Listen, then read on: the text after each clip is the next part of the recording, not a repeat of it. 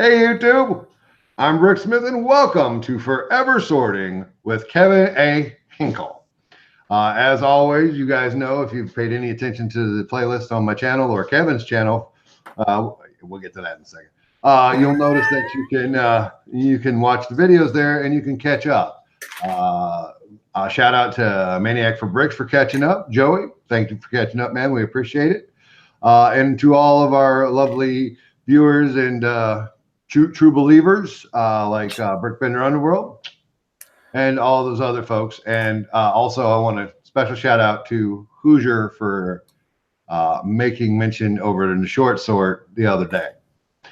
With all that said, you know why we're here, because if you're watching this by now, you know. We're here to follow the life and the Lego struggle of our hero, Kevin A. Hinkle, aka Super Kevin, aka the Hinkster. Yeah. So what did who called me the Hinkle?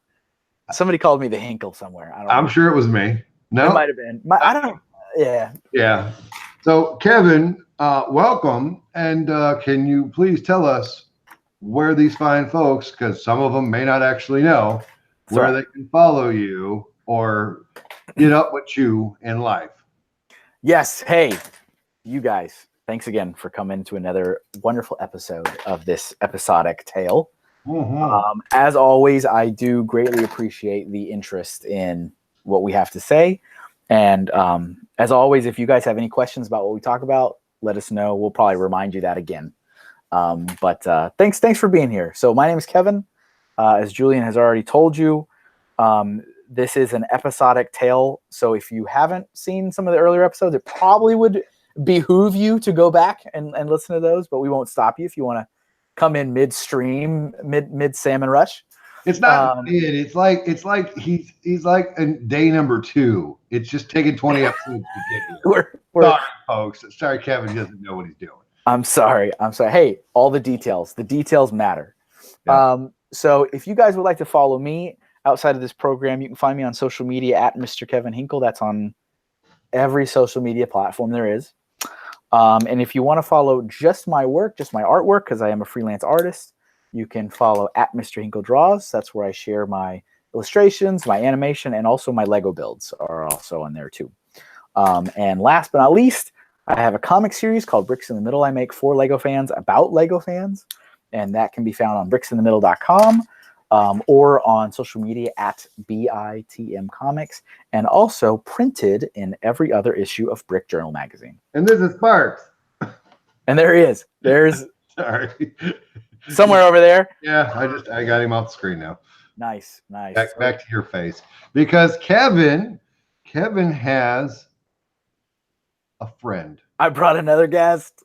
Yay! I brought another guest. So off the heels of our episode with our friend Reed, who goes by Hope Castle here on YouTube. No, they got the snow story. Well, snow story, then another one, and then now this one. That's right. So that was like a month ago, not the heels. So 20 years ago, these are long heels. 20 years ago. Long about it. So we were talking about my transition, and Reed was explaining to us how he helped me pack and move my family down to Arizona from Colorado, from Denver. And I thought, you know what? I really liked the episode that we had Reed on. Not that I don't appreciate Julian's company. But I thought it added a cool, different perspective to it. And I was like, we could do more of these. And I thought, because of where we are in this story, because of where the tale is, what better opportunity than to bring someone who was right there, who was at ground zero. Boots on the ground, folks. Boots on the ground in Arizona. So I have my friend Dan. Dan is here. Dave, hey, welcome. He's Told you I was going to do it. Well, yeah. So, Dan, would you like to take a couple of minutes and just tell everyone who you are, why the heck we're talking to you, and why you're still friends with Kevin? Yeah. Hi, everyone. My name is Dan Fritchie, and I currently and have resided in Arizona my entire life, and I worked for Lego for about 8 years and got my start grand opening the Lego store in Chandler, which is where this story picks up and where I first met Kevin. And ever since meeting Kevin at Chandler, we've stayed in touch as he kind of worked his way up through the corporate ladder, as it were, and remained good friends since. So been an avid Lego builder my entire life, and enjoyed my time at Lego. It was a very interesting time, so very many stories to tell. I love it. Very interesting. Yes, exactly. So. Oh, and before we forget, if people have any interest in finding you on the internet, yes, you do have a thing. People can find the thing. a thing called a Flickr. Yes.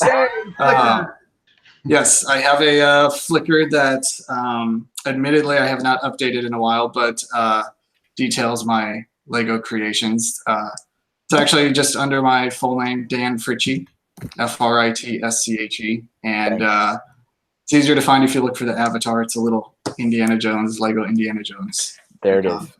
There it is. Awesome. So, real quick question for both of you before we get started. This is about the Chandler store in Arizona, correct? Is that now? Correct. Okay, first one, real quick. Is there only one store in Arizona? No, there are two. The second one opened a couple of years after the Chandler store opened. The second one being the Arrowhead store in Glendale. Okay. Part two of my question is, did either one of you know Crispy Bricks? or Mr. Bear's Bricks, Martin? And for lack of ability to pronounce his last name. They both lived in Arizona at some point. Gotcha. Personally, I didn't myself. There were a lot of the other Lug A-Full members that I met throughout my time at Lego, but if I did meet them, it wasn't under those names. I probably met them under their full names. So yeah, I don't know. Yeah. Martin's first name is Martin, but I don't blame you for not having it. Right. Yeah. How about you, Weirdo? I mean, Kevin. No, I mean, those don't sound familiar. I think, like, you know, what Dan said, if I really think back on not just Arizona, but all of my time working in retail, I don't think I ever met a fan under a username. I think it was always real names. Gotcha. It wasn't really until transitioning into the community role when all the usernames and like avatar names and all that really started to become a thing.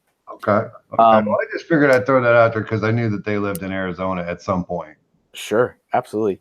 And also, before we get too far into this, I'm taking stuff apart today. Oh yeah. What are you so I have a bunch of sets that I've been building. If you follow me online, you've seen all these things be built over the last couple of weeks. I did the Shinkai sub. Okay, all right, hold up. Time out. I know this is not the short story or whatever, but bro, why are you taking an IGs or a Kuso thing apart? Because I don't display Lego sets, Julian. We do this all the time. I've got a Ninjago thing in here. I've got a Thor thing. I got a Star Wars thing. Yeah, I got all kinds of. You're right now. I know it's okay. You'll get over it. You'll live. I don't know if I will, Kevin. You're not gonna make it. I don't think I'm gonna make it. So I'm gonna be just taking stuff apart while we're chatting. Okay, cool. I'm going to put us on a free flow to get us started. So where we last left Kevin, in the episodics part, not the special I was in a snowstorm part. Yeah. It's true. I was in a snowstorm. You were into that's where we left. I think that's the episode before last.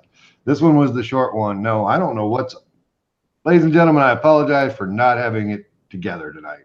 I have no idea what you just watched. So what I would like to say is I think we should have Dan start by explaining a little bit about. Really, you're going to put him under the bus? You're going to throw him out? Yeah, absolutely. Absolutely. Dave, I didn't have anything to do with this. No worries. It's all good. Kevin's fault. # Kevin did it. So, No, that's Martin, you want to set him? Martin, look, I'm telling you, Oh my goodness. set him down to Pepsi. I swear. We're never gonna have a guest again. I know, I'm throwing him off. I'm just kidding. I know his name's Dan. Uh, Yeah. So Dan, tell us about what Julian? no, go ahead. That's what Okay. that's the what. Dan, tell us a little bit about your entry into Chandler, sure. into this Lego world. Absolutely. So, so I originally came across the Chandler store before it was a store. I was actually in the Chandler Mall to get my MacBook fixed at the time, so I was wandering around down to the Apple store. And before the Lego store existed, that space had been a Discovery store. And then they had split that space into two, turned one side into a makeup store, and then the other, which eventually became the Lego store. So anyways, venturing through the mall on my way to my appointment, and noticed this big yellow wall that said Lego store coming soon. And I immediately dropped everything I was doing and applied on my phone, I think, at that moment. But Very different again, than filling out a paper application. right, yeah. And What year was this? What year? This was 2000. This was 2008. This would have been, oh man, maybe March or April, I'm guessing. Wow. But anyways, so I ended up applying. I've been a Lego builder ever since I was a little toddler, and I subscribed to the Lego Maniac magazine, which eventually became the Club magazine, and always loved Lego and always dreamt about getting to work for Lego. So that was kind of my opportunity, which was awesome. So anyways, fast forward about 3 or 4 weeks later, I ended up getting a phone call to go down to a open interview / job fair that they were doing in the mall.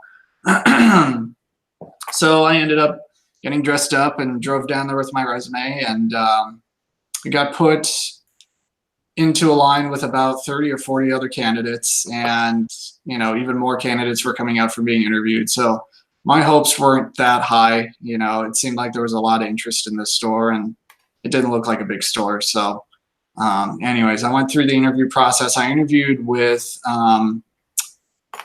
let's see, if I remember correctly, I interviewed with 2 people. There was a woman at the time who was wearing a Lego shirt, Lego employee, I'm assuming. I hate when people try and get hired from within. Yeah, exactly. And then the other person was who would be my future store manager, Doug. Arizona, all right. And so they were seated on opposite sides of the room. They would call 2 people in at a time and interview each one, rotate. Other person would get the other person. So I went in there and interviewed as best I could, and felt like it went decently well, but didn't know what my chances were. I'd say about a week later, I was going in for another job interview for Best Buy that they were opening maybe about 6 miles from my house. And literally on my way to the interview, I get a phone call from Doug, who offered me the position. So I immediately made a U-turn, turned around, ditched the interview at Best Buy, and ended up accepting the position. So it was a really cool experience. I'd never grand opened a store before. It was really cool getting to see the store as it was being built.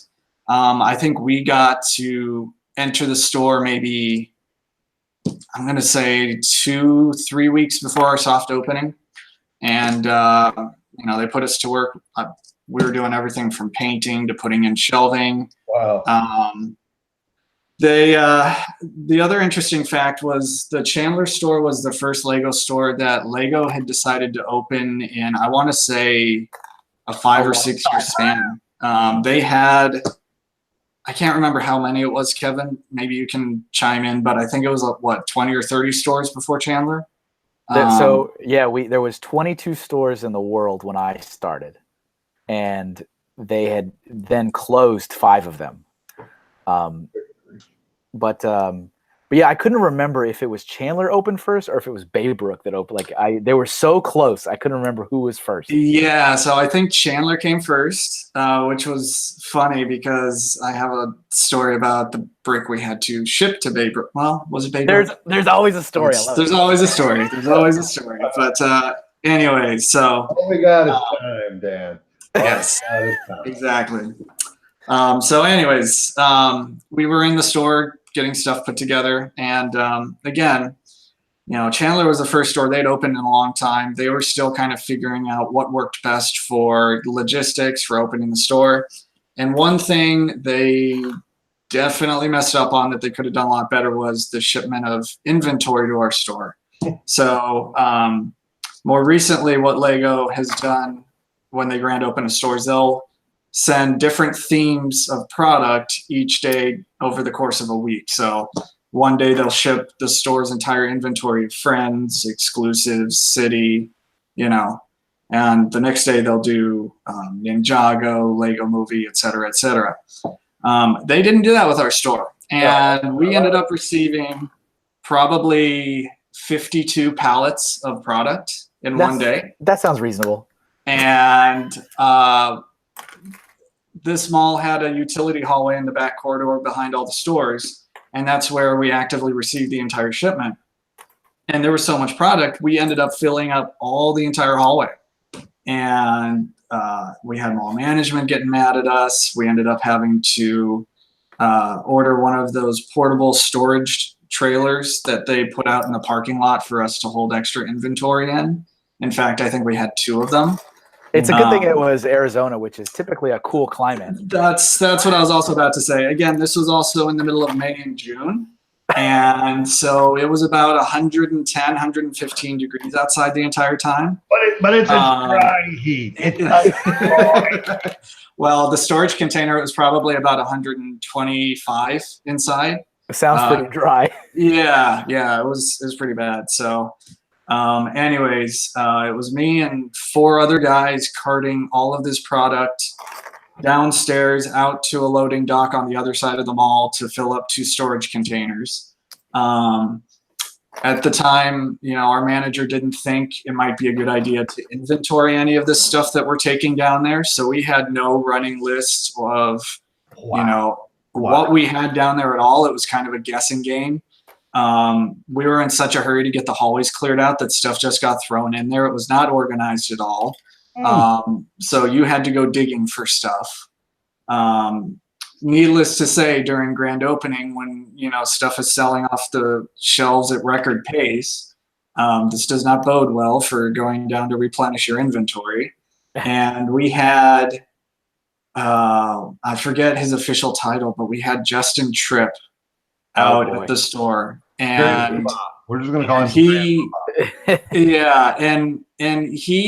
was already having issues adjusting to the heat in Arizona, and it was a little under the gun, a little stressed, a little frustrated, if you will. And I think sorry to interrupt you, Dan. Yeah, you're good. No, he's saying he's sorry. He's not sorry. It's genuine. One of the things that I can say, I think with pretty good confidence, is Lego retail employees, the fine ladies and gentlemen that work in the stores, really, really enjoy it when people from corporate show up and they act so bothered by the weather, or they act bothered by maybe the traffic, and they like the people that live there and work there every single day have accepted these things. And it's just like, you gotta love it when they're like, oh, like you guys don't have a Starbucks within and it's like those little like offhanded comments always leave a great impression with that's very accurate. I wholeheartedly agree. It's too hot here. It's like, okay, thank you. Yep. So anyways, Justin was very hot-headed this day and decided it would be a good idea to go get some fresh air. So he decided to take a trip with me and another associate down to one of the storage containers outside to retrieve some inventory. That's not good. And yeah, big mistake. That's not good. So anyways, he was very not thrilled with the condition of the inventory inside or, any of that. So that was a fun experience.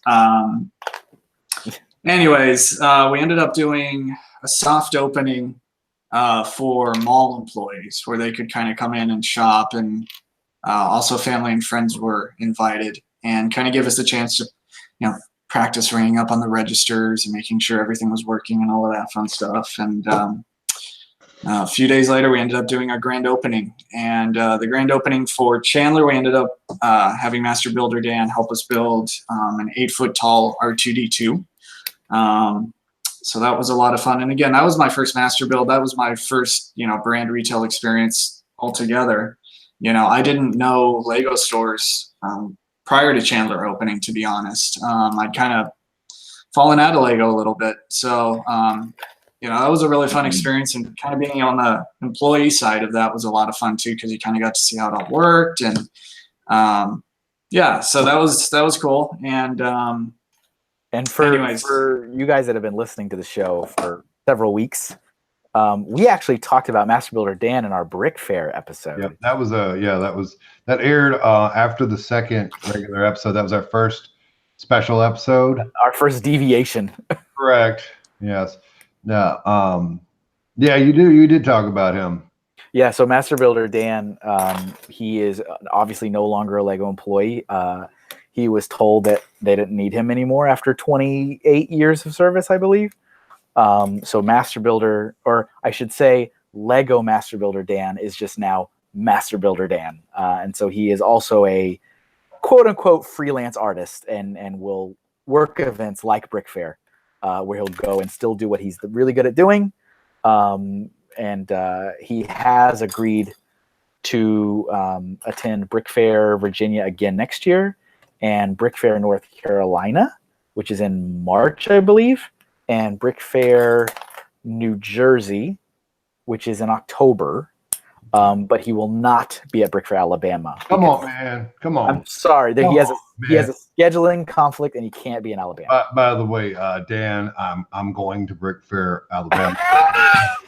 Made that so snarkishly. So that's Kevin for you. But you already knew that. Understandable. I'm sorry.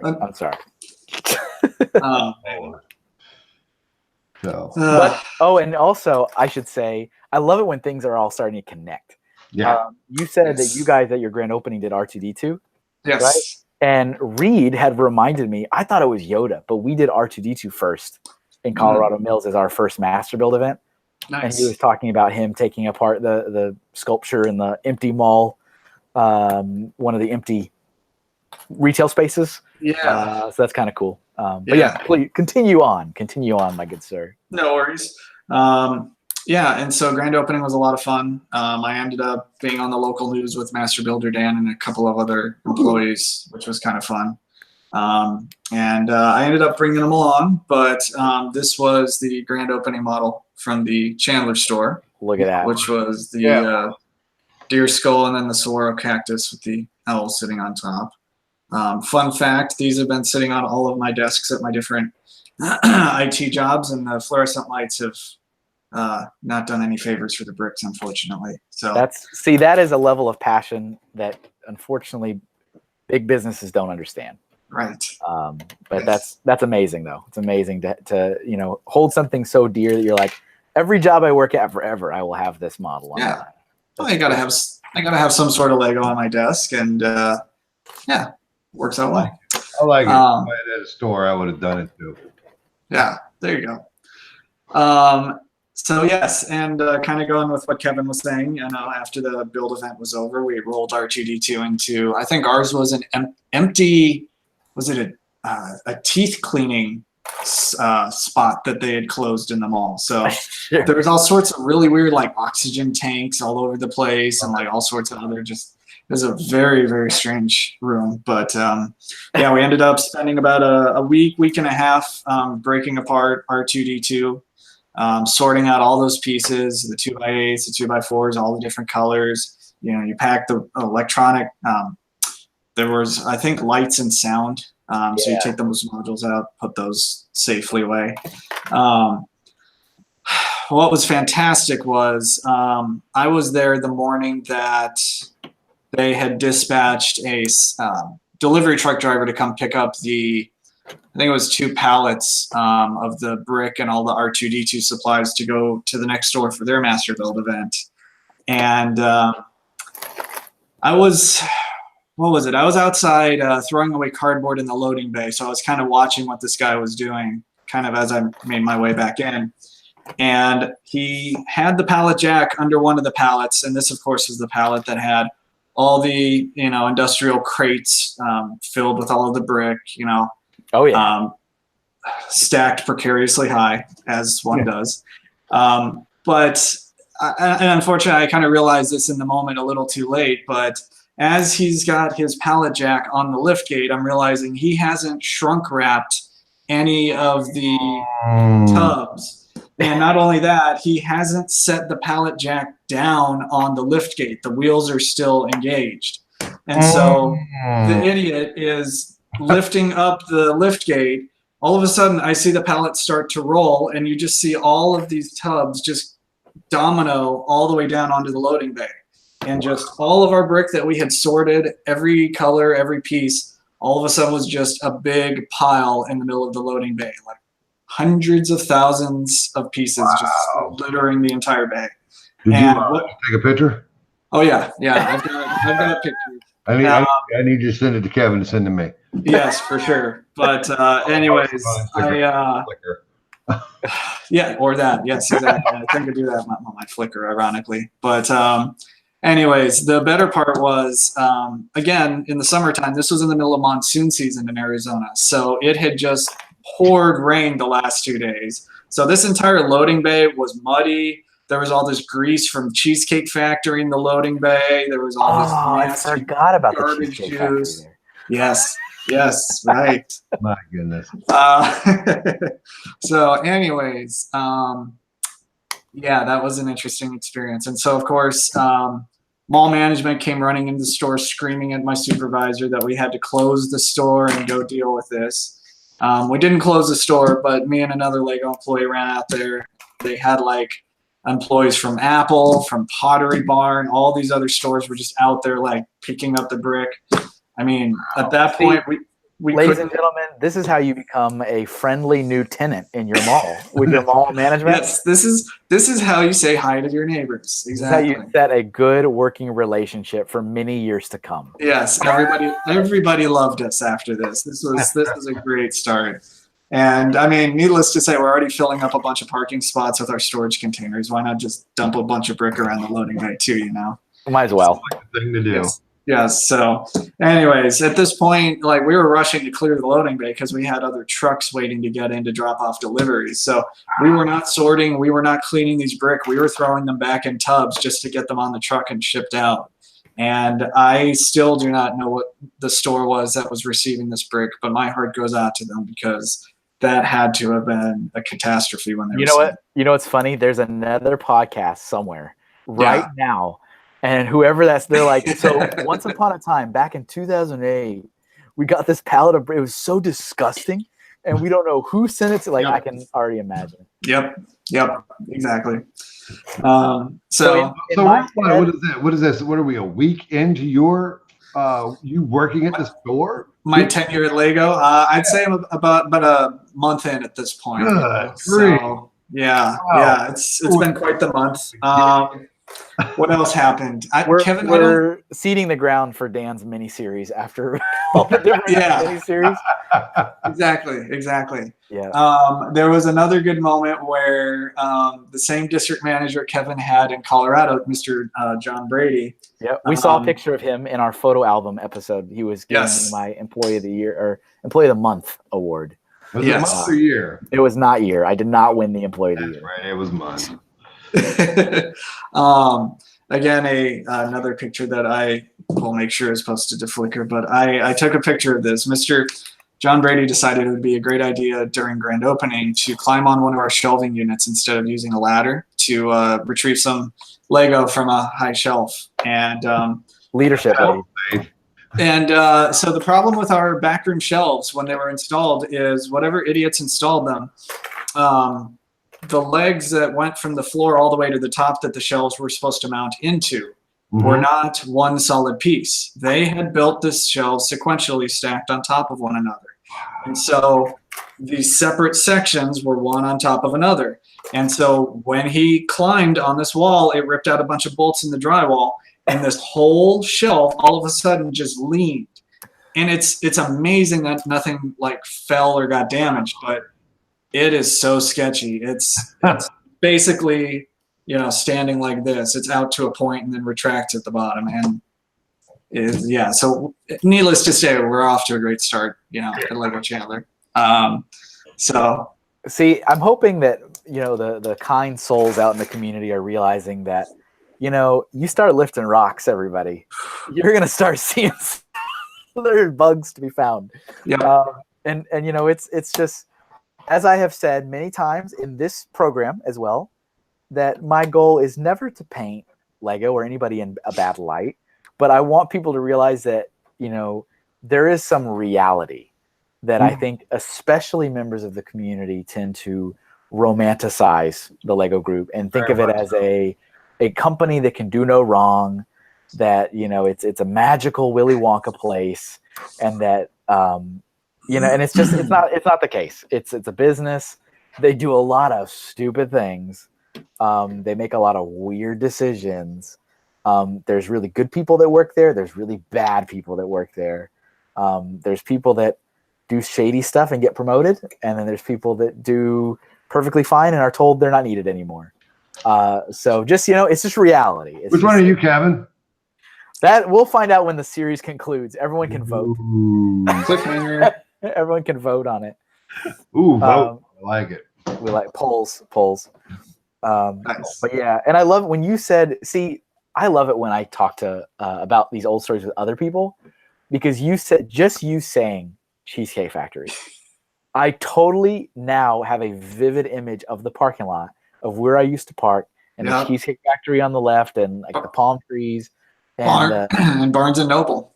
I mean, I couldn't remember. Yeah. I was like, I mean, I knew I parked there, but I was like, I couldn't, in my mind, I couldn't remember like where I was, you know what I'm saying? Yeah. And I used to always cut through the Barnes and Noble to get to work. I don't know if you remember that either, but oh yeah. And see, like Reed, he said the word grab bag, and I was like, wait a minute. Like things that I have totally forgotten about. Yep. Yeah. Absolutely. I would just like to state for the record, and take as much time as you guys need to get there, but Dan, you were there and we're dying to know why they kicked all those people out. Oh yeah. Yeah. Take the time to get there. Oh, you mean the mass exodus? Are you trying to get to the? Oh no, I'm not trying to get there. I just want to make sure we do get there. Oh yes. Yeah. No, certainly. So at this point, the details get a little more blurry, so I'm not going to have, you know, a more as concise of a timeline. But it's called trauma. Yeah. Repressed memories. Yes, exactly. I'd say maybe 3 or 4 weeks into our store being open. At this point, you know, traffic was still decent. It had kind of died off during the weekdays, especially because school was starting to start again. You know, and especially with the Lego stores, that's notoriously when the traffic dies down, is when the kids are away. So, oddly enough, around this time, you know, our management was staffed with a full-time supervisor, a part-time supervisor, store manager, and assistant manager. So, the store manager, also the guy who interviewed and ended up hiring me, was a gentleman by the name of Doug Fortunato, and a very interesting fellow, very much also kind of a fellow nerd. You know, he liked to do online gaming on World of Warcraft. I never played World of Warcraft, but he loved to tell me all about his characters, even though I understood nothing he was telling me. There were countless nights that we were closing and I was supposed to be stocking the shelves, and he would pull me onto the sales floor and talk about, you know, World of Warcraft for like 2 hours. And again, I understood none of it. So that's how non-AFALs look at us. Yeah. Yes, exactly. So it also that line right there reminds me of my line from, I don't know, episode 1 or whatever, when I was talking about starting in Colorado and there was the guy that would want to play football in the store, and I was trying to just stalk. I'm like, can I just stalk the store? And he's like, let's play football, man. I'm like, I think I'm supposed to be working. Just Yeah, that. you never told us about that guy. Did I really not? Did that not come up? Nope. See, all right. Well, Now we know that you had a manager that had to get to the football game. that was years later. Yeah. Yeah. Okay. I'll flashback episode 3 later. So at this point, about 3 or 4 weeks in, so we had Doug. We also had our assistant manager, Pat Ray. We had our full-time supervisor, Mary, and then we had our part-time supervisor, Donnie. And Donnie, I heard about Mary. We've spoken very briefly about Mary. Yeah. So she'll come up for sure. But Mary. Donnie and Doug had worked at a Barnes and Noble, like I think 4 or 5 years prior to Lego, and so they kind of knew each other. And Doug had ended up hiring Donnie, just based on good experience. And then Donnie ended up quitting 3 weeks into the store being open because it was too much stress for some reason. And I was there when he had like this massive panic attack. He threw his apron off, left, and never came back. So that was quite an interesting one. Wow. So just in my brain, yeah, I keep seeing like the parking lot full of bricks. Yeah. You sitting there with this guy having a free, like every time I see you like totally emotionless, just like standing and looking at going, huh. Like it's just like you just happen to always be in the setting. Yep. I right place at the right time. I mean, there were a lot of hours up for grabs at Chandler, and we were a little understaffed. And this is the summer, so I was working like crazy whenever I could. Oh, Dan. Yes. Dan, before we move on, and I just need you to say this one or that one. Were you wanting a lunch break or wanting overtime? Ooh. At that point, wanting overtime. All right. Oh joy, wanting lunch breaks. All right, go on. I mean, of course, when I became a manager, but anyways, no. So Donnie up and left, which was fantastic.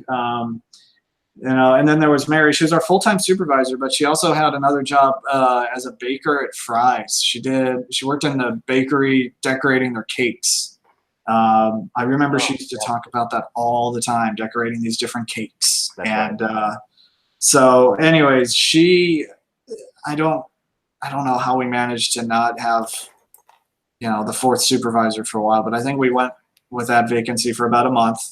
And of course, I felt that I had just developed a really strong work ethic and, was doing really well with Lego. So I kind of put my flag in the race as far as the supervisor position goes. And of course they, for whatever reason, decided that no one at the store was experienced enough yet and decided to hire outside. So they hired this gentleman by the name of Matthew Thornycroft.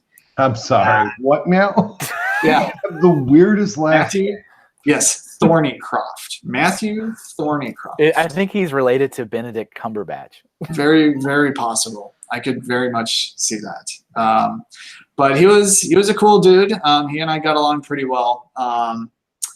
And Mary and I as well. Around this time, about 3 or 4 months into the store being opened, and there was a noticeable division between Doug, our store manager, and Pat, our assistant manager. They weren't always agreeing with different decisions that were being made, and Doug would merchandise the store one way, and then Pat would go through and change everything. And there was all this kind of needless work that was always being redone by one or the other. Really kind of annoying, to be honest. We call that foreshadowing. Yes, exactly. And also around this time, I started noticing some strange behavior out of Pat. He would have some really strong mood swings and just get upset at you and angry at you for absolutely no reason. And one thing that would really set him off is if you were doing something he didn't agree with because Doug told you to. So there was that. And of course, I was trying to become a part-time supervisor, so I was trying to, figure out what Doug wanted from me so I could get promoted by him. So Pat didn't like that because I was working with Doug. And so, Pat kind of always had this thing against me for whatever reason. Wow. And there was one point in time where we had hired another part-time sales associate named Kim. And I noticed right away that Pat kept talking about how beautiful she was. And always a good sign, ladies and gentlemen. Yeah, always a good sign. How much he loved talking to her and how much, he thought she was going to be such a great fit for the store and all of this stuff. And, I noticed that they would take like hour-long lunch breaks and go off and go to one of the restaurants in the mall and just hang out. And, this was in the middle of the store being busy, so Mary and I were in the store, busting our tails, and they were kind of just off doing their own thing. And, at one point I had kind of made mention of this, and Pat overheard it and just absolutely lost it and cut my hours the following week, which was nice. I love when people retaliate. Yeah, so that was fun. And a few weeks later found out that Kim was pregnant and that Pat was the father. So we need like some soap opera music. Yeah. I don't think the hype horn would be appropriate. No, I don't think that's appropriate, but I think I have the right thing. No, that was the wrong. Still the horn. Yep. Let me see if I can. That was not the right. Oh, there you go. I got it. Nice. This is when Maury Povich comes out and says, "You are the father." You are the father. So that happened. Wow. So anyways, that kind of happened. Around this time, I also kind of started picking up on some other, interesting behaviors from Pat. He would very consistently go lock himself in the bathroom and proceed to make sniffling noises at the sink. So I'm pretty sure he was doing some form of illegal drugs in the bathroom, which was fantastic to have. We know over here at Forever Sorting, we do not we do not condone yes the use no of booger sugar, but it is part of life sometimes. Exactly. Back to you, Arizona Dan. Yes. It's also worth noting around this time that Lego did not have a pre-employment drug testing policy. So nope, didn't exist. Clearly this is coming into play. But Pat also thought it was a good idea. I'm trying to remember where this came from, but he found, I can't remember if it was Playboy or another provocative magazine, but he found these models who had posed with like Lego bricks or like with Lego models and stuff like that. Yeah. And he proceeded to print out these pictures of these models and just hang them up all around the back room, all these scantily clad models. And I have to say, I think you are doing a splendid job at setting the stage of what I'm coming into. Yeah, I was about to say, I have to build this up, Kevin. I think we're going to be Forever Sorting with Arizona Dan. That's Hinkle, you're out. That's fine. It's all good. It's all this good. Is yeah, exactly. This is, I mean, the magnitude is real, folks. Right. I think I need to change whenever I put up the title instead of I think it just should be Forever Sorting. Get the popcorn. Isn't that the best though? That's the best. Yeah. This is a popcorn episode for sure. I agree. And so it was around. I'm gonna venture a guess and say we're probably into. Oh man, we're probably just past holiday season, and we're coming up on like springtime right now. And Mr. Thornycroft made it through the holiday season, but ended up getting a job, I believe, at one of the local power companies, doing something entirely different. I think he had some type of degree in like software development or something like that. People in the Lego, that work for Lego, try and get degrees in other stuff. I think it's a thing. Yeah, Thank Kevin. It's a thing. By the way, Dan, I'm just mostly sarcastic, and whenever I can jab Kevin, I do it because he has it coming. This is Julian's way of showing affection. I don't know what he's talking about. I hate the guy. I honestly, the more sarcasm, the better. I love it. It's all good. So around this time, Mr. Thornycroft ended up leaving Lego, and once again, we had our part-time supervisor position open up. And once again, I decided to make my interests known. And once again, I got turned down for another external candidate for whatever reason. But that's what Lego does. Right. Sorry. Well, and admittedly, these decisions were coming from Doug and not so much Lego. For whatever reason, he wasn't comfortable promoting from within. He had myself and another perfectly good candidate that were both in the race, and decided to go elsewhere. I also don't remember why Pat's input was so strong, but Pat ended up making the final decision on our supervisor, and once again decided to go with what he thought to be attractive female employee who would be a great fit for the company, and da da da da da. That's the one that was napping, Kevin? The napper? Yeah, you said she was in the back the day you got there, and you didn't know what she was doing. She's gone for a long time. Nobody before. That's the napper. I don't remember saying that. Did I say that? No, I said she was napping because you're like, she was in the back. I don't know what she was doing. You were being all diplomatic, and I'm like, she was asleep. I don't remember. It could have been. Maybe. I don't forget. Well, Kevin, who met you at the Chandler store?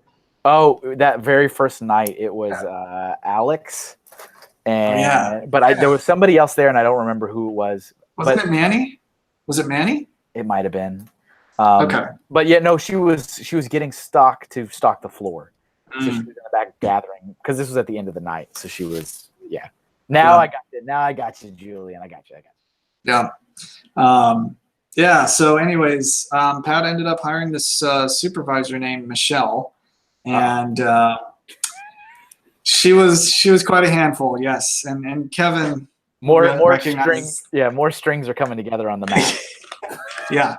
Yeah, exactly. So around this time, Kim had ended up leaving or going on maternity, I believe. And she and Pat were very much still an item, and she was still very much making regular visits to the store. Pat was still acting very sketchy as ever. And what else was he doing? He was discounting stuff, I mean, everything. I also, right. The other thing to kind of keep in mind too is that I don't have a good impression or good idea as to what Lego is supposed to be as a company. Is this a company that's really relaxed, doesn't have a lot of policies? They seem to really be. They really seem to be showing you how to be a good employee, the Lego way. Yes, lead by example. Exactly. Well, and also, a thing that you said earlier. A phrase which I think is important for fans to hear is that you said, these decisions were coming from Doug, not necessarily Lego, but right. Doug absolutely 100% was Lego, and true. Lego put him in the power to make that decision, and they gave him the blessing and the knighthood to say, you speak for us. And so what's important is, I get that people are people and everyone's different. But if you have like a really bad experience or somebody's really rude to you, you're just as right to say Lego did that to me as to say that person did that to me. I think like it's not necessarily a stretch to be like, and I think a lot of fans do that. I mean, I do that too. It's like you tend to differentiate between, well, that guy in that store was really rude, but the company means well. But it's like, but the company put these people into places, and they have expectations. And if something's failing, it's failing because either the manager is failing, or the next level up is failing, or the employee. Like, so there's a failure somewhere. Yeah. And you know what I mean? You know what I'm trying to say? Like, there is absolutely. Again, what I said earlier, fans want to really kind of put on the romantic goggles and look at Lego and be like, no, it's all Disney bear goggles. It's fine. Yeah. But it's not. It's like, when there is an actual failure, it's their failure and they need to own it. But yeah. Yeah, no, absolutely. 100% agree. So yeah, anyways, around this time, Michelle had just gotten hired as a supervisor, and she was interesting. I'm trying to kind of remember what she was like in the beginning, but she had a lot of energy. She was very hyper. Yeah, she was. Yeah. She was also very loud. Very Yes, she was. Yeah, yeah. Learn, no way. Yes. And so around this time, our district manager had changed. Yep. They decided that they needed to bring in a new district manager, realign all of the stores, redivide them into new districts, and So this was from our old episode, this is when I said we got a new district manager, and they split. They put Colorado into a different area, Yep. and John Brady, the guy that we saw on the photo album, stopped coming to the store. So in a couple episodes ago, which was like, I think it was episode 8. Honestly, I'm not even joking. Okay, like in episode 8, we're gonna go with that. That's when I said this new lady came and visited the store. Like we're starting to get around this again. The roads are starting to converge. I like it. Yes, exactly. And so exactly the same thing happened to us. We got our new district manager. Her name was Jen Simonauer. And, with John Brady, who was, very, very much a relaxed district manager. Again, hence why Pat and Doug were able to, do the things they were doing in the store and, have all of these scantily clad women, posted up all over the back room and have the sketchy backroom shelf and, all of these things, which, by the way, at this point, Pat, myself, and another employee had ended up having to empty out the entire stock room one night just so some contractors could come in and replace the entire backroom shelving. So that was a fun night because in Arizona, at least, and most shopping malls around the country, they shut off the air conditioning after the stores close for the night. Oh, I forgot about that. Yeah, in Arizona in the summertime, it's not a very pleasant experience having to be in the stores after hours. So, especially, and especially having to do a lot of manual labor, and it was not a good time. So we were there probably until about 1 a.m. having to move all the merchandise out and then move it all back in again. It was I forgot they did that. Oh, yeah, I that just came to my mind too as I'm going through all of this. So, so it was around this time that we didn't really know what to expect from our new district manager. We kind of were running on the assumption that maybe she would be similar to John Brady, which very much ended up not being the case. She flew out and visited the store one morning, and immediately I don't think she was ever able to pick her jaw up from off the floor. She saw the posters in the back. Pat had also somehow gotten all of these Toys R Us branded Lego signs and posted them all around the back room. So again, now we're advertising for Toys R Us apparently. So that was very much an issue as well. There were cash handling errors that were going, unaccounted for. Again, Pat had knocked up a prior employee. The discounting policies were a mess. They were giving out discounts where they weren't, supposed to be. And some of this I was aware of, and some of it I wasn't. Again, I wasn't in upper management, so I wasn't, aware that there were constant inventory, adjustment issues, or that, damages weren't being written out properly, and all these other things. And so Jen came through and very much cleaned house. It was really incredible. I was there the evening that a lot of this went down, but I was on the sales floor, and both Doug and Pat were there, and they were kind of just standing around talking and saying that Jen had called. And this was in an evening, you said, right? I believe so. I'm a little fuzzy on the details, to be honest. Okay, because I was gonna say in my story. Because I do remember this when she called me at the store to offer me the role. It was at night. Okay. And I remember saying I thought it was odd because remember Julian, I was like, Eric's not here. Like you're calling me at night. I don't know why you're calling me. Yeah. The manager left 4 hours ago. Yeah. I remember this was a closing shift, and I was closing with Mary this evening, and so Mary and I were both on the sales floor, and Doug and Pat were out there kind of pacing around, not sure, why Jen had called either of them in. And so Jen, took Doug to the back room, and they were back there for maybe 10 or 15 minutes or so. And after that, I saw Jen come back out, and then I hear the back door in the back room slam shut. So evidently Doug had left through there at this point. And again, we have no idea what's going on. We just know that Jen went back to talk to Doug, and Doug's not there anymore. Jen comes back out. So two entered and one left. Two entered. What's that? Yep. Two entered and one left. Yeah. Yep. And so it was Pat's turn next. Oh, sorry. And so she ended up taking Pat back there for their conversation, and didn't see Pat come back out after that. And she just came out after that and said that Doug Fortunato and Pat Ray are no longer employees of the Lego company, and she would be fielding any needs that the store manager or the assistant manager would normally address at that point. So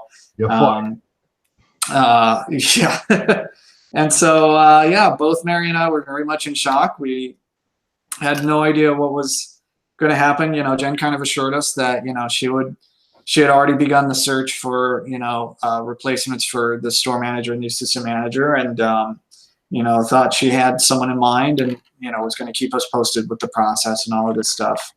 And that's interesting. And I'm going to cut you off here because sure. Here's the deal. So if Kevin, okay, I believe what you're saying that she said, and then what Kevin's saying is that she called him. And if you listen to the way Kevin talks in the past about certain situations where they pass him over or tell him a story that makes him that he wants to hear about why they passed him over, this seems like either she called him but she told y'all that she had somebody in mind, but my assumption is that was already done. Yeah. Oh yeah. That's what it feels like. That's very much it. And this is notorious in the Lego world because yes, it is. I having been through the ranks of supervisor and assistant manager, and having at one point been a store manager hopeful. Mm-hmm.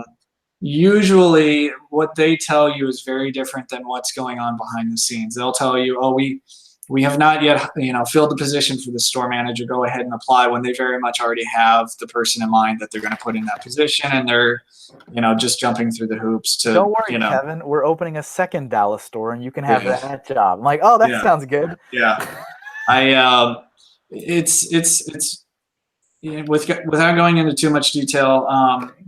There's very much a politics game, within certain parts of Lego that you have to play. Sadly.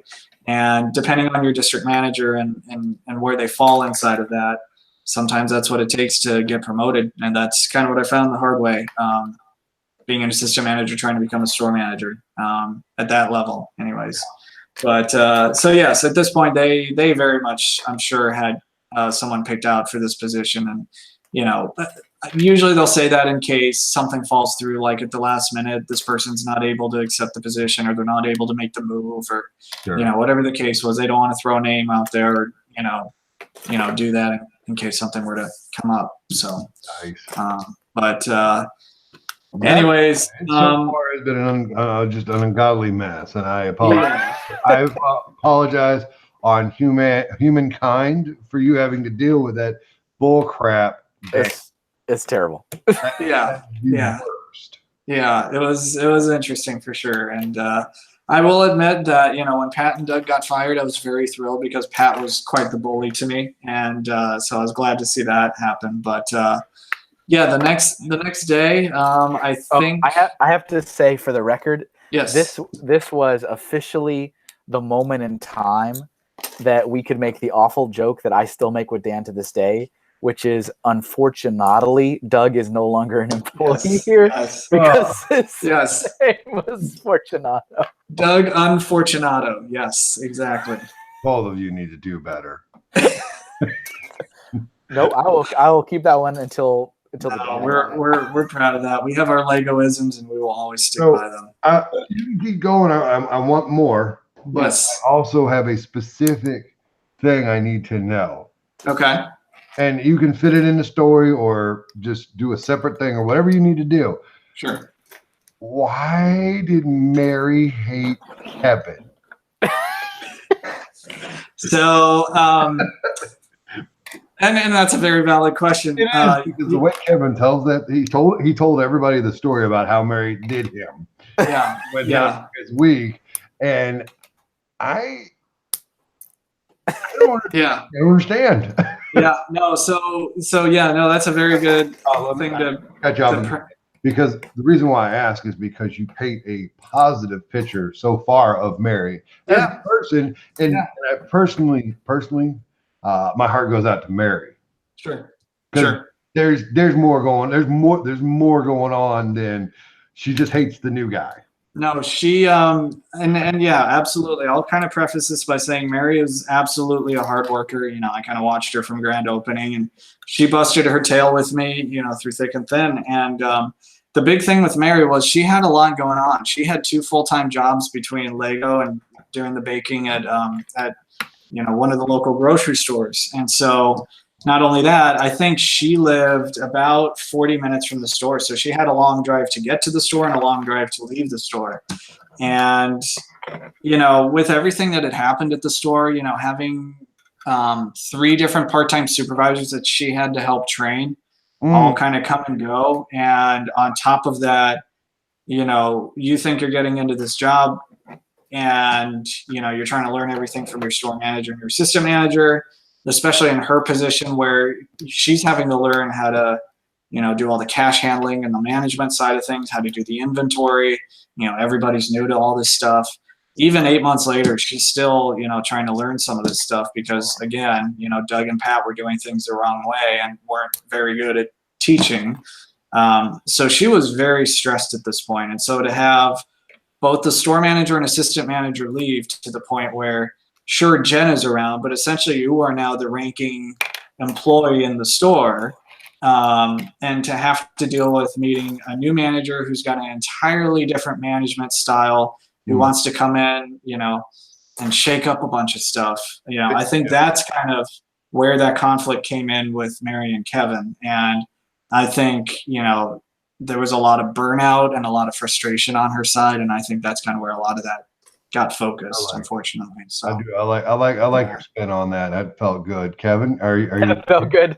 Are you ready not to apologize, but are you ready to forgive Mary for doing what she did to you? I can make amends right now, Kevin. No, I can do that. That's fine. I can forgive. No, I know. Don't get me wrong, Kevin. You absolutely, no one should ever treated you like that. And for that, Mary needs to apologize to you. But we need to pass around the talking stick. That's what needs to happen, I think. Yeah, and hey, you know, the moral of the story is that I did find a place to live. That was the most important thing. Was I mean, that was really, for me at that time, the most stressful thing. Wasn't working. It wasn't working. It wasn't. I was like, I need to find a place for my family to live, and I have exactly 1 week to do it. And I was like, please allow me to do it. Yeah. Mary's like, nah, you're good. You'll figure it out. You got this, kid. Yeah. So, anyways, I think you can get a sense as to the buildup as to, you know, Mr. Hinkle's entry into our store. But I will tell the final tale that the following day after Jen had, you know, kind of said, we think we've got someone, you know, I'll let you know what I find out. And the next day she kind of made it formal and said, okay, you know, I've gotten confirmation. We've got a new store manager for you guys. His name is Kevin Hinkle.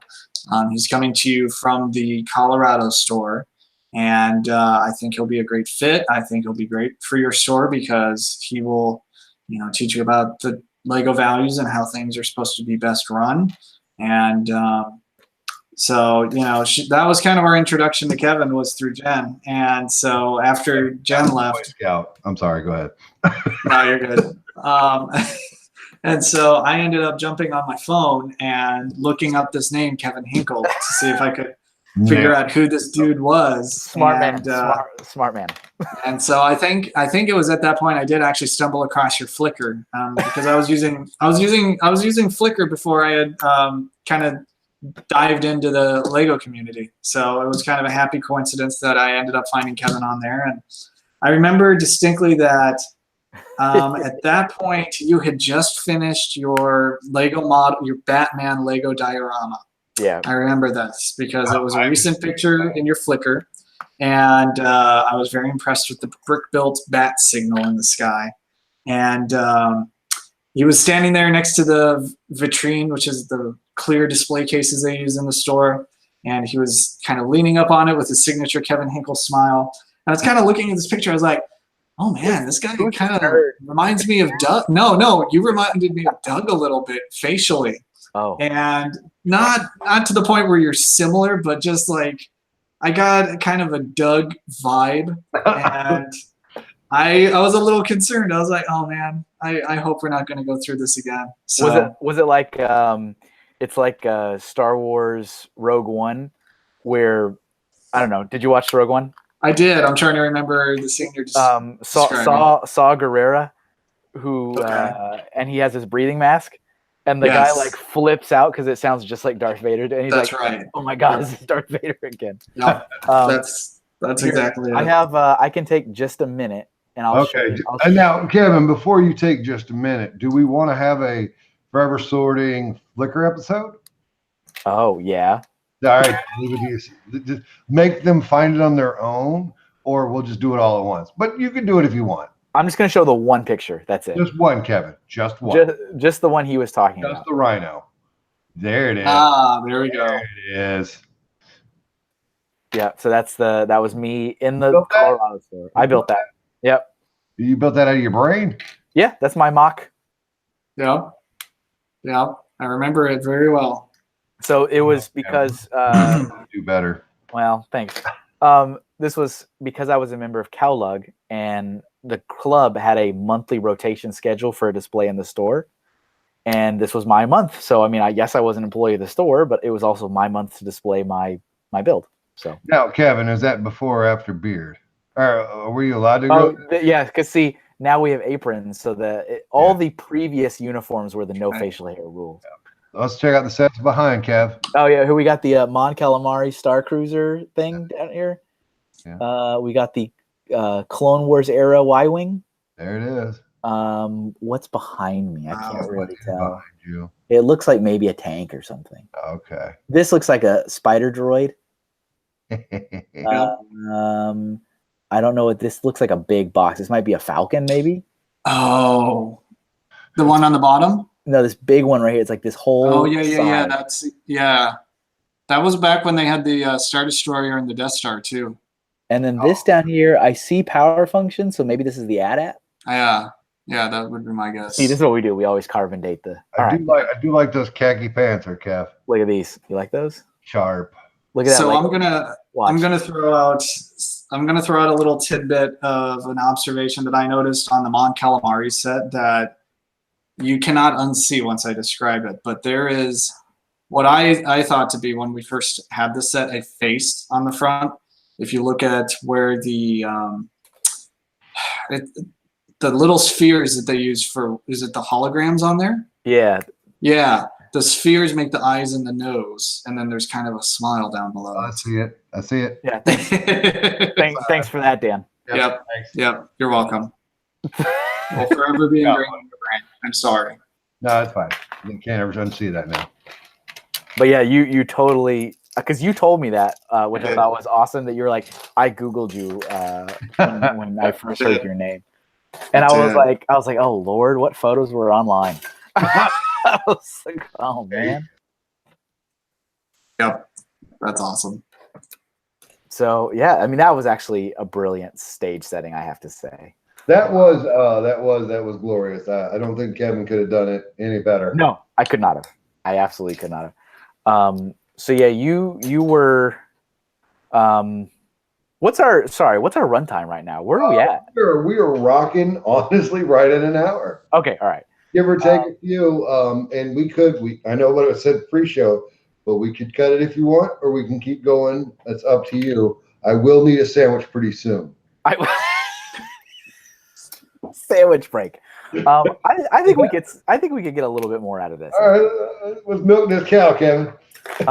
So you guys were told, we got a guy. He's coming. Here's his face. When did the news about Jeff come in, assistant manager? Was that at the same time? I'm trying to remember because I feel like, I think she told us we had our store manager was coming from the store in Colorado, and then the assistant manager was coming from the Annapolis store in Maryland. I think it was both at the same time. I don't think she told us Jeff's name, though, because I feel like I would have maybe tried looking him up, or maybe I did and he wasn't online, but yeah, I'm a little fuzzy on that. So another very typical Lego retail thing to do is when they're hiring management for stores is to not go internal and or tell the people that are applying internally that they're not ready or that they can't do it, and they go external. The external people blow it to all hell, and then they have to hire or promote the internal people to go fix it. That is not just from personal. I have seen that probably 20, 30 times across the country at Lego stores with friends of mine. And I'm like, when will you learn your lesson that is just not going to work? And you're wasting so much time and money. Hey, a business makes money. You're wasting money because you're not trusting that your people can actually do it in the first place. You'd rather have your other people come and destroy it. So with that being said, why do you guys think Lego's that way? Oh my goodness, I wish I knew. But I mean, legitimately, you guys were on the inside. Yeah. If I had to make a guess, I feel like all the district managers report to either a regional manager and or directly to the upper retail management in corporate.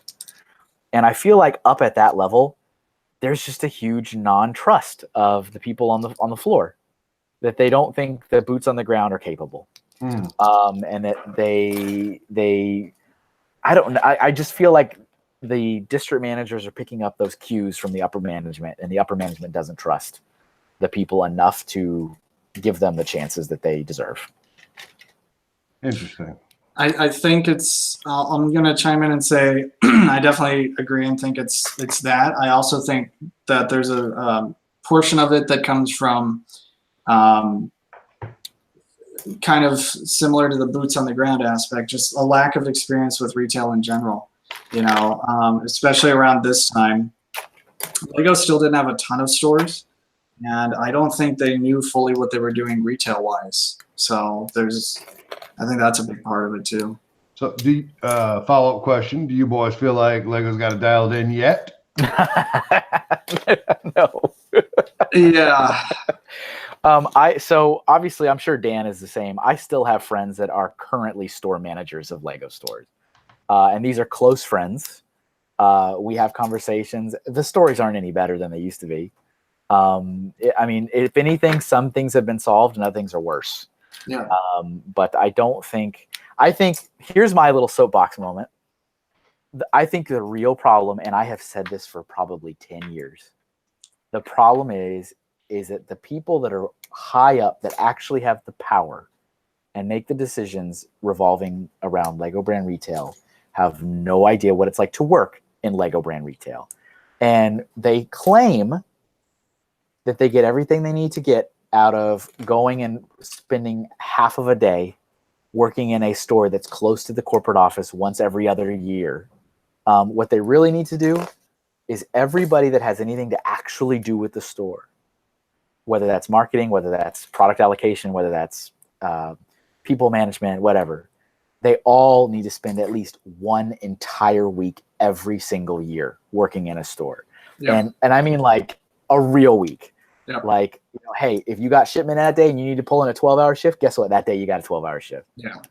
If you really wanted it to be perfect, have like a product launch where they have to set up the new window display, have a floor strip and wax where they got to stay till 3 a.m. so that the floors get clean. Yeah. Have a mini build event where everything just blows up on fire because you have 400 people standing in line to get a free Lego set. But I feel like they just don't. There has never been this effort to really come out, and when they do it, they go, "Oh yeah, we did it. We all did. We all worked in like the Orlando store during our conference," and it's like, "No, you didn't. Oh. That store was staged. Everybody cleaned the heck out of it over the last couple weeks. They were fully staffed up, so you weren't needed. You were just an extra body on the floor, and you worked a 4-hour shift with a Starbucks in hand. Yeah. Great. I saw one of those when I went down to Disney in 2012 before I was an AFOL. I saw one of them. Yeah, it's real. It is, it's a real thing. Yep.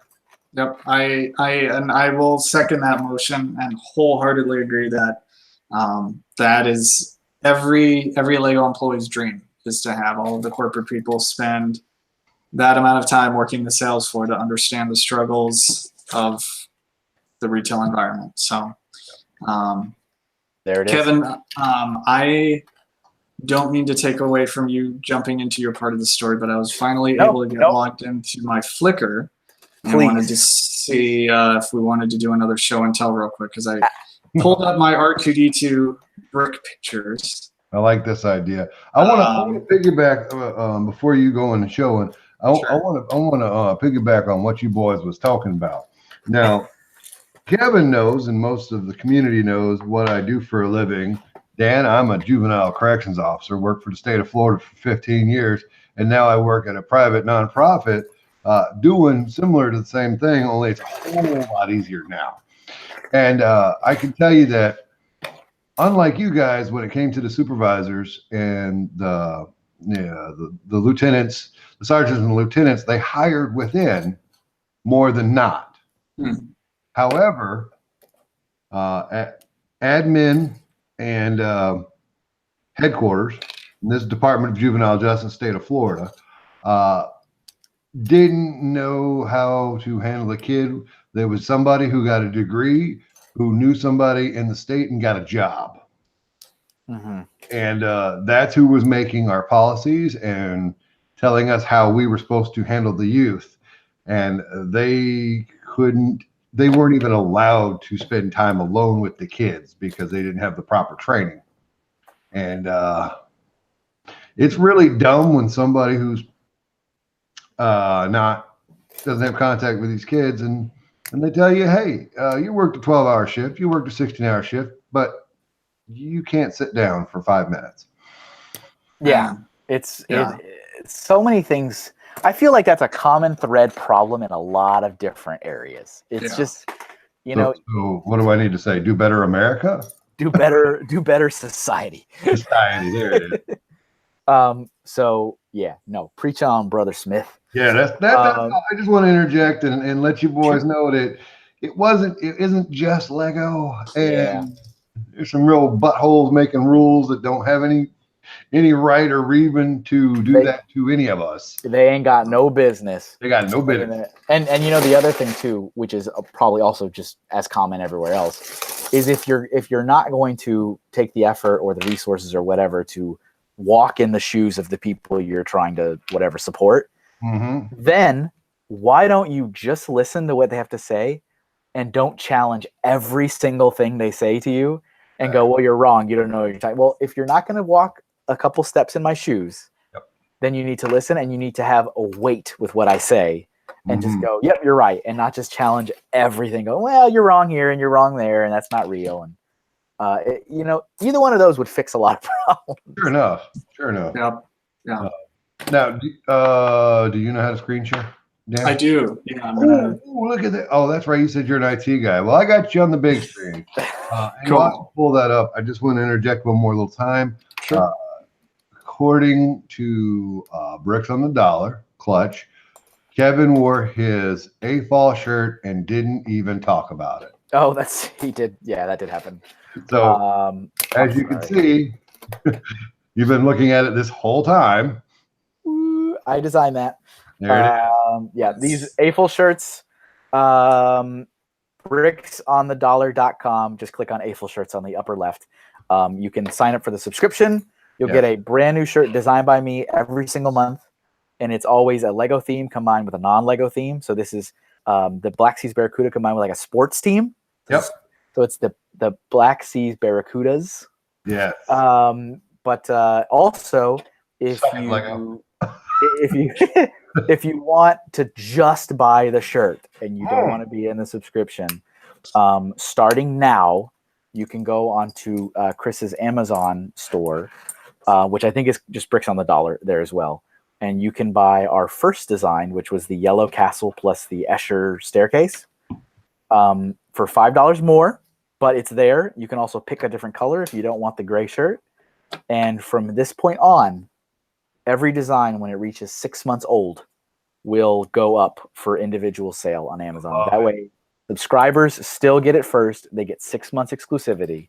Yeah. And they get it a little cheaper. Yeah. But if you want to buy just the shirt, you can get it on Amazon. By the way, ladies and gentlemen, my recommendation is if you don't already have the shirts, go ahead and go and do that. Get the old ones that you missed. Sign up for the subscription, and then also get all of the old shirts and get them in red.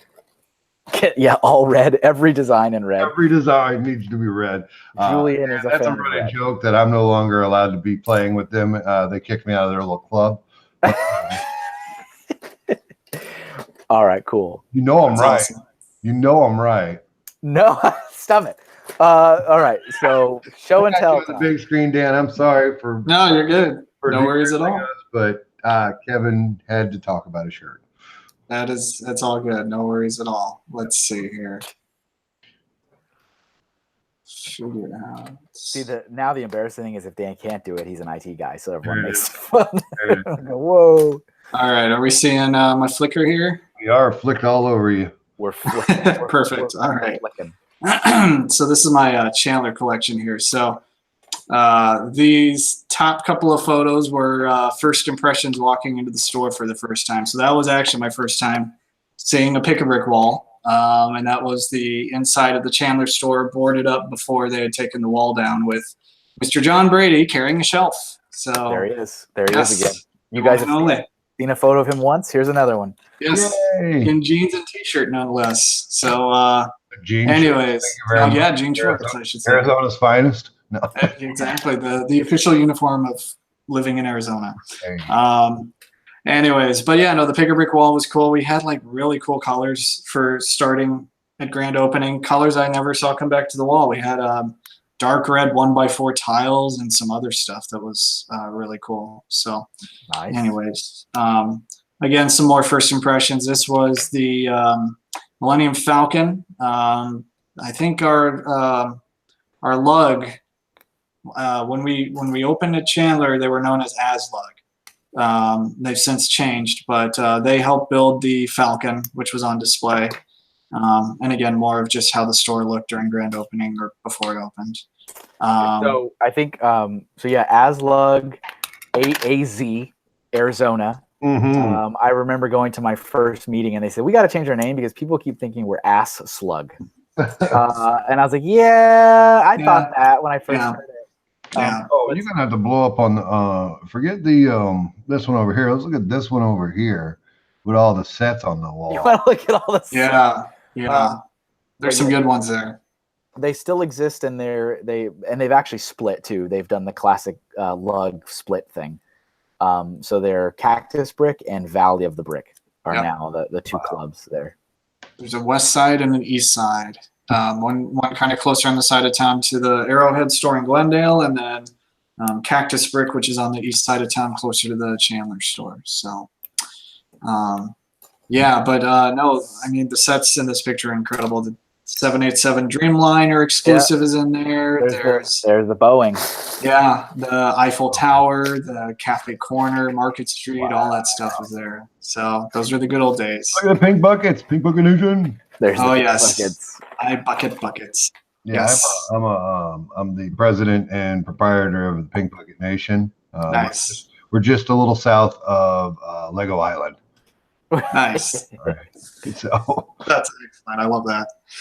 Oh, Lego Island. I miss that.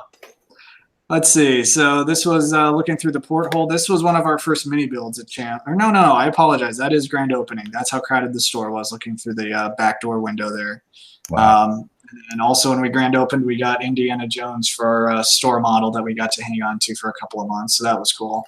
Is the whip, is it Lego? No, it is not actually. That is the only part of the model that is non-Lego. It's an actual leather whip. So between that and Hagrid's The cloak. Yeah. But that wasn't. You already know the story behind the table. Great. So yes, at Indiana, and then this is the good part right here. This is R2D2 before and after. Oh. So that was R2 during deconstruction. Part of his head is being taken apart there, and then yes, this is all the brick that spilled after the truck driver knocked everything over. So that was fantastic. I like that one. It's almost like a cartoony foot, or no, someone's sitting on the ground. Yeah, we're sitting on the ground, sorting everything back into, well, not sorting, but throwing everything back into jobs. That picture that's like on the far right in the middle. Yeah. It almost looked like someone was doing a super cartoony walk. Like, what are you doing? Slipping on a banana. Yeah, that's what I thought. Yep, exactly. And then, there's a Lego clock I made out of Technic pieces that never really worked. That was fun. See, Dan makes fun. That was our back desk at Chandler. That was fun. And then, that was our first mini build. And look, there's Manny. There's Manny. Manny. Where's Manny? Right there with the yellow apron. Oh, there's the old shop and ship terminal. I remember that. That was fun. How fun. All right. Anyways. Oh no, we're loving this. Yes. Look at this. Oh, it's Kevin. Yep. And there's our back room packed to the brim during the holidays. That was fun too. So the guy on the left is Mr. Thornycroft, by the way. That was one of the many part-time supervisors at Chandler. Very safe way of going about getting OSHA approved. Nothing but the best, my friend. What do you got in the back behind Kevin here? What is that? Well, the purpose of the picture was Kevin ceremoniously opening his first batch of store manager business cards. That was my first box. Yeah. Yep. And see, Dan was the one that took the picture of it. Yes, exactly. 2009, pick a brick box. Free. Oh God, they need to bring those back. Oh my God. I know. They did those for many years. Many years. And then there's Manny changing his first light bulb.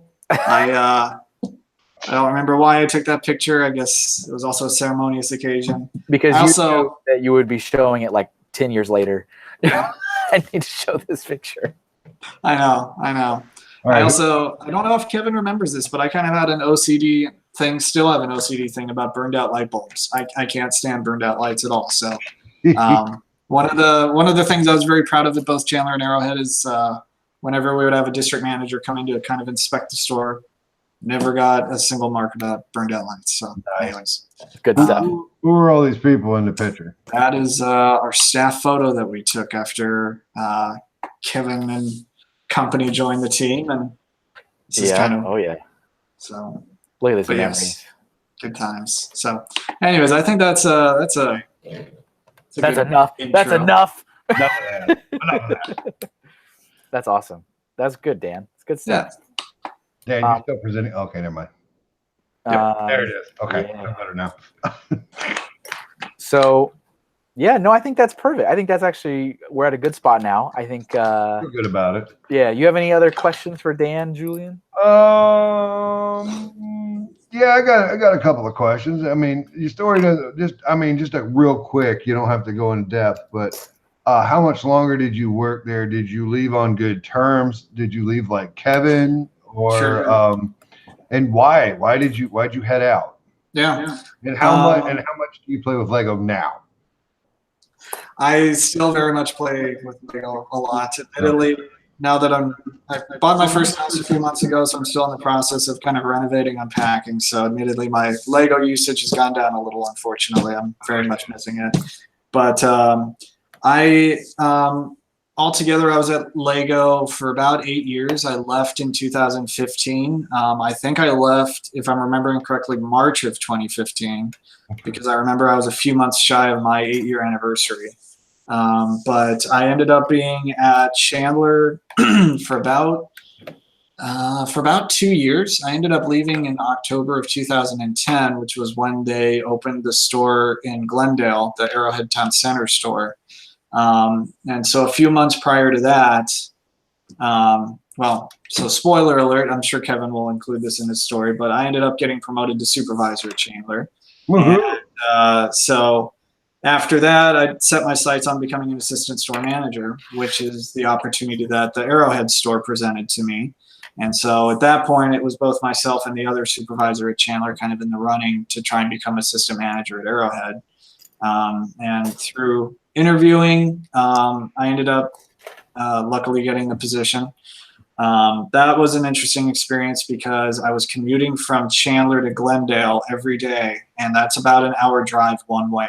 Wow. And especially if I was doing an early morning shipment or something like that, I was dealing with rush hour.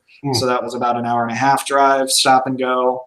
And at this point, I was still driving, and I missed this thing. I was driving my old pickup truck, which I got from my grandfather. It was a 93 S10.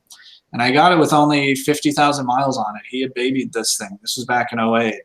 And it very quickly decided that it did not like the hour and a half commute one way to Glendale and then from Glendale in the evening. So about 2 or 3 months in, the air conditioner compressor went, and I was going to have to pay like $1,000 to put in a new one because it was the old style of Freon. Sure.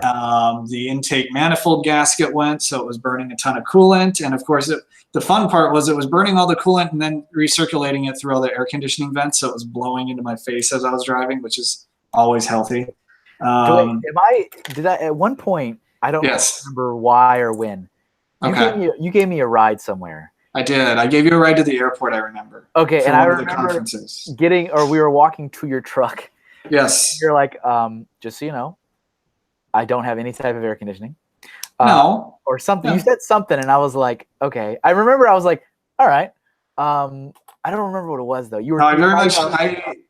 It may have been like a moment where, something was temporarily broken. I don't think we reached the point of catastrophe yet.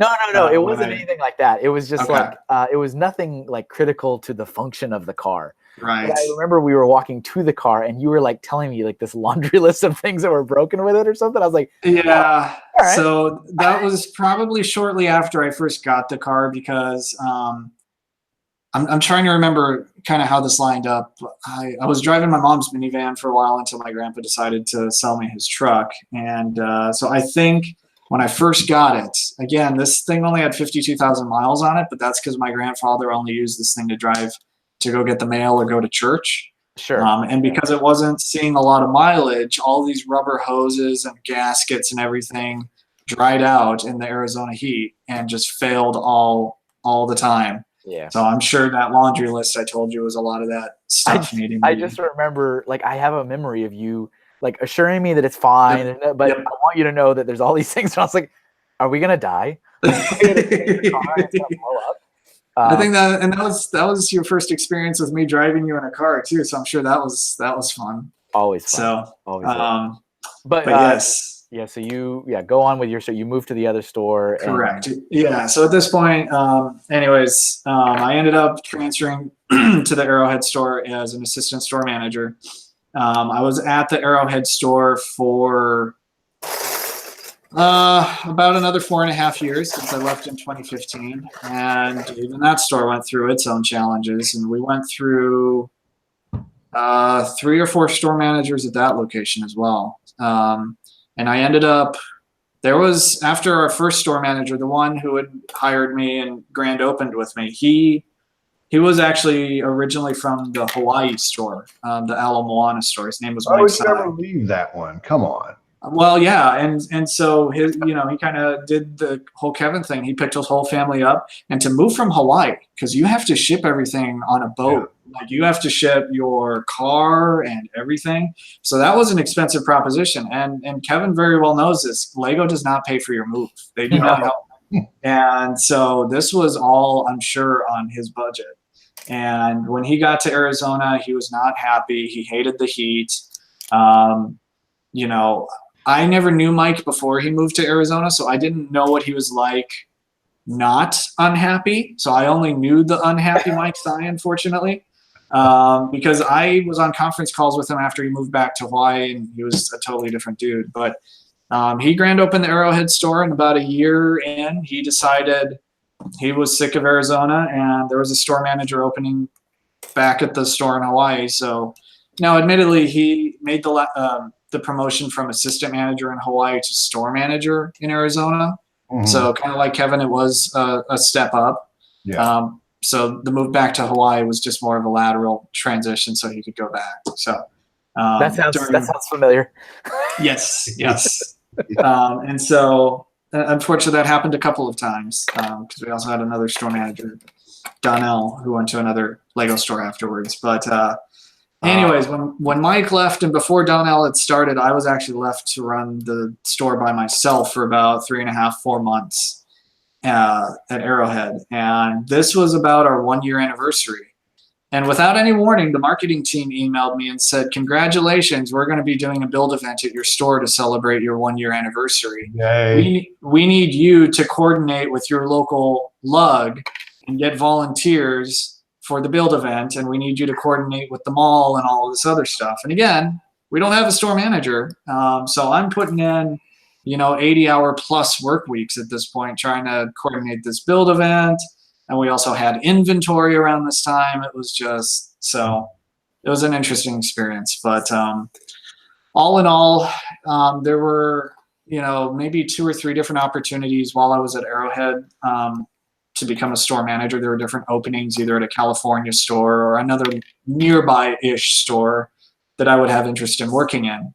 And so I had applied and, interviewed with our then district manager, Ed Lowe. And every time Ed had another reason for not hiring me, I wasn't ready because of reason A or reason B. Mhm. And, again, kind of chiming back to, you have to kind of play the politics game, especially, in that regard. And so, he would interview me full, and finding out after the fact that he had already picked a candidate before he had interviewed me. And so I kind of got burned out of that. And I also kind of, prior to Lego, I had worked at IKEA and I worked at Target. So at this point, I was coming up on like 10 or 11 years of just working retail entirely. And so I was kind of, hitting my retail burnout. Kevin knows about this very well because foreshadowing. Yes, yes. But anyway, so I kind of hit my my burnout. I was tired of retail and wanted to find something else. And I was kind of one of those people that, went to college but didn't really know what they wanted to major in. So I just kind of did, general ed until I figured out what I wanted. And Lego was a perfectly good company to work for. They treated their employees well. We got the cool Christmas gifts every year. I mean, it was Lego. At the end of the day, I got paid to talk about Lego all day long. Yeah. But, finally, and I don't know why I didn't figure this out sooner, but when I was at Lego, I was constantly fixing the digital box or the cash registers or any like computer or electronics that would quit working. And there was kind of one day that it kind of clicked, and it's like, my dad's a software engineer and my mom fixes computers on the side. Maybe I should try IT. I'm kind of good at it and I seem to like doing it. And so it's kind of one of those epiphanies that, now looking back at it, it's like, well, duh, I should have known sooner. But anyways, so that kind of lined up with the timing of my retail burnout. And at that point, I decided to go out and take some classes, get my A+ certification, and get my foot in the door in IT. So I left Lego on great terms. When I left my store in Glendale, he's still the store manager there, Chris, threw me a surprise going away party. He had Chick-fil-A cater, which was fantastic, and it was a good little moment. All my employees that had worked at the store previously kind of drove in to say goodbye, and went around the mall and said goodbye to all the people I had worked with, and it was a good time. So I occasionally make my way back to the Arrowhead store, not as often as I would like. The Chandler store, and Chandler in general, is kind of where I grew up and where all my family and friends are. So it's where I'm living, and it ends up being the closer store. But yeah, excellent, good stuff. I like it. I like what you said. That's cool. We can definitely put him on the docket. I don't know if he'll be season 1, but we can definitely put. It's the where are they now? Yeah, for sure. And it's I think I want to hope that everything happens for a reason and everything worked out the way it's supposed to work out. But it's also like, for savvy listeners that are listening to these tales, it's got to seem like a reoccurring pattern where here you are talking about how I'm trying to be a store manager, but you're already running a store for 3 months, 4 months. Sounds very familiar, like a Mr. Hinkle who ran Colorado for 3 or 4 months on his own, but then is told, but you can't do it. It's like, but I've already been doing it for 4 months. That's exactly it. And it's just, those things don't, they don't leave a good taste in your mouth when you're like, well, all right. Yeah. And gosh darn it, we love this product and brand so much that we still tend to forget. Okay, just beat me again. But we'll let you slide this time, Lego, but don't do it again. Don't do it. Don't do it again. But don't do it. Don't do it for a 5th time or a 6th time. Right. Come on. Yeah, that would be not ideal. No. But I think we're at a good. Yeah, I'm gonna call it. I'm gonna call it. Just shut up, Kevin. I got this. You got it. Take it. All right. So we just here at Forever Sorting would definitely like to thank Arizona Dan for his input and backing up and collaborating Kevin's story, because we think Kevin talks a little bit. Sometimes I throw a little embellishes in there because it's just better. Yeah, Kevin, a little salt. We call that putting a little salt in the game. Now, anyway. So anyway, Dan, thanks for coming out. We really appreciate you helping us further Kevin along the way, because if without you and Reed, Kevin would still be in effing Colorado. Really, for sure. I mean, like for surezies. For surezies. Yeah, but with that being said, yeah, Kevin. All right. You're Bricksmith. I'm Bricksmith. I'm Kevin. Here, that's Kevin. There's Dan. Right, Kevin. That's Dan. That's Dan over there. I'm Bricksmith. Dan. Kevin. Bricksmith. And remember. You gotta love those bricks. You gotta love those bricks. Bye, everybody.